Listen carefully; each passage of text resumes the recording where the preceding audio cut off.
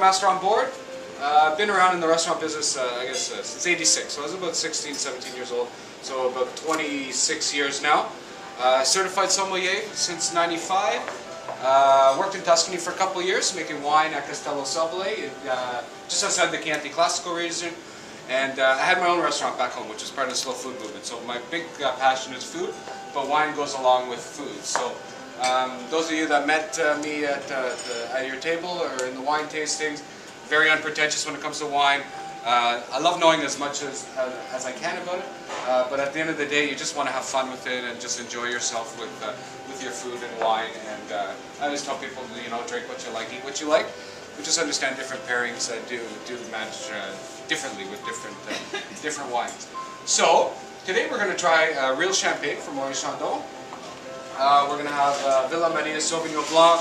We're going to have really nice Pacific Northwest Merlot, and then a nice Shiraz, and then we're going to finish it off with the late harvest Sauvignon Blanc, which is a little on the sweeter side.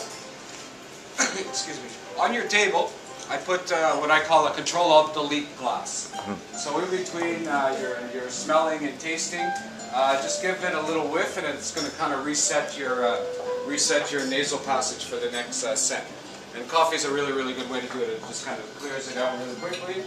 Take a nice breathe in through your nose, let it out, and then you can move on to the next glass. Just sometimes when you taste a lot of wines in succession, it really gets clouded a bit. Okay. So the primary thing about tasting wine is those of you that were at the first wine tasting is all muscle memory, your nasal passage. Your palate can only taste a couple scents. Everything else is through your nose and muscle memory. So the more things you can identify when you smell, the more things you're going to taste. And it is actually your most powerful scent. So you smell things and it's going to bring back memories of different things. So very important. In your mouth, it's basically just salty and sweet that you taste. And everything else, you know, when you were young, your mom used to plug your nose to give you cod liver oil or cough syrup. That's the whole reason behind that. If you plug your nose, you're not going to taste anything. When you have a cold, you don't taste anything. So that's a little something to reinforce. So, champagne. Some of the priciest wines and some of the best wine makers are champagne makers. In any given bottle of champagne, there's about 30 to 60 different still wines. So that means that in here there's probably about 40 different wines, and it's a mixed blend of 3 grapes. There's Pinot Meunier, they like to say, is for the body. The Pinot Noir is for the earthiness, and then the Chardonnay is for the finesse. So 2 out of those 3 grapes are red, so very labor intensive. They need to be, for lack of a better word, de-skinned. They need to be taken away from their skin. And blended. So any champagne maker, he'll have Pinot Noir, Pinot Meunier, Chardonnay, and you'll blend these wines together for the first fermentation. Second fermentation takes place in the bottle. And what they do with champagne, and I don't want to move this too much, I'll use another bottle or else I'll get a surprise, is they want, after the first fermentation, it needs it's all imagination, it's all instinct, and basically he has to imagine what the wine's going to taste like after the second fermentation before he starts capping them. Because after first fermentation it's about 9% alcohol, very cloudy, very high in acidity, and very yeasty. So he has, through experience, he gets better and better, and that's why they are some of the more talented ones. I don't know if you've ever seen the A-frames or riddling of the bottle. What they want to do is they'll put them on a 45-degree angle, either on A-frames or now they have these big walls and it's all computer generated. They'll put a little chalk mark, and the ones that are automated, someone's got to go around and they just kind of twist the bottle a little bit every so often. And every winery has different timelines for that. And basically what they're doing is they're collecting all the yeast in the neck of the bottle. And what they do is when all the yeast are collected in the bottle, they'll dip it in brine. It'll freeze the yeast, they'll pop off the cork, the temporary cork, and the yeast will come shooting out, and then they top it up with what's called a dosage, which is a dosage, which will determine the sweetness of the wine.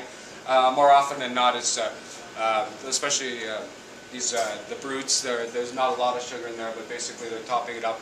and then that second fermentation basically takes place in the bottle. What else do I want to tell you about champagne? I think that's pretty much it. Do you guys want to have some? Yes. Yeah? Yes. All right. Okay. Think about champagne. Everybody loves having champagne with dessert, myself included. It's when you're spending a little extra money on champagne, it's actually not a very good match. Because if you're spending a little extra money and then you have all those simple sugars, you're not going to taste it. You're not going to taste what it's supposed to be. So with dessert, I recommend either getting a sweeter champagne or like a Prosecco or a Cava, something along those lines, something spritzy, but this might go off because I've been shaking it. When you open champagne, this is a waiter's trick. It's actually, you put this here, and because restaurant environment, somebody will bump into you or whatever, this is going to make the cork go down if anybody bumps into you or you lose track of it. You don't have to do it at home. At home, you can always keep just kind of twist the bottle. They want you to twist the bottle, not the cork, and it should just be a little whisper. I love popping the cork, but the French say it's not good. There you go. So champagne is actually a great food wine. Anything like smoked salmon, lobster, any high fat foods. My favorite wine writer, Natalie McLean, good Canadian writer. Her favorite wine pairing with champagne is Cape Cod potato chips. And I swear, yeah, and it's because of the saltiness, and it really, really works out well. Strawberries are very, very, they're not so much as a good match, but they bring out the flavor in champagne. The pectin, the natural pectin in the strawberries will bring out all the flavors. That's why in a lot of champagne bars or restaurants, they'll give you a few strawberries when you order a bottle of champagne, and that's the reason behind that. It makes the champagne taste better.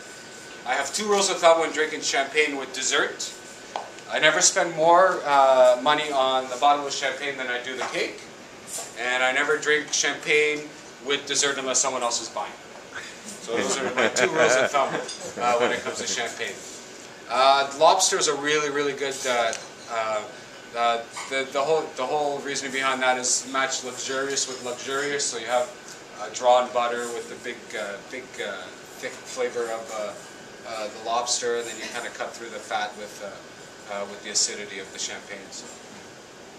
So go ahead, have some. You want to